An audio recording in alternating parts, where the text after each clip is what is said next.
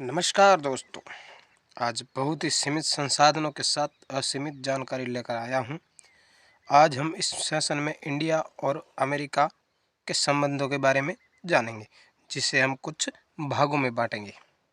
शुरुआत में यह सेशन थोड़ा बोरिंग लग सकता है, लेकिन इस सीरीज़ के सारे वीडियो देखने के बाद आप भारत अमेरिका के संबंधों के बारे में नज़रिया बदल जाएगा।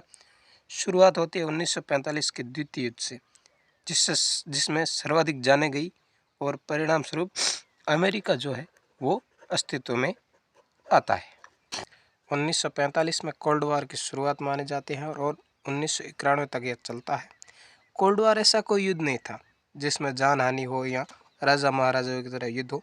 इसमें विश्व में अपनी प्रभुत्व को लेकर आर्थिक और क्षेत्रीय जंग थी, जो मुख्यतः यूएसए और यूएसएसआर यानी अमेरिका और रूस के मध्य थी। इसमें दो गुट बने हुए थे, यूएस जिसे हम अमेरिका कहते हैं और यूएसएसआर जिसे हम रूस कहते हैं।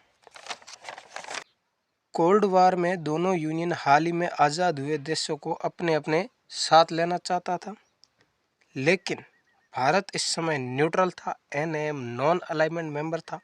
इसके तहत भारत तटस्थ रहता था, वह न तो अमेरिका के साथ था और ना ही यूएसए के साथ। लेकिन जब 1962 का युद्ध होता है भारत चीन, उस समय चाइना भारत पर आक्रमण करता है और यूएसए हमारी मदद करता है, और इसी के तहत यूएसए द्वारा चीन और भारत के मध्य एक दीवार बनाई जाती है, मैकमोहन। और इस मैकमोहन को मान्यता भी यूएसए दिलाता है और आईआईटी कानपुर में भी हमारी मदद करता है। इसके बाद यूएसए भारत को अनाज भी मुहैया करवाता है। अमेरिका भारत की भूखमरी के लिए अनाज भी भेजता है। इस तरह भारत और अमेरिका के संबंध कुछ हद तक अच्छे हो जाते हैं।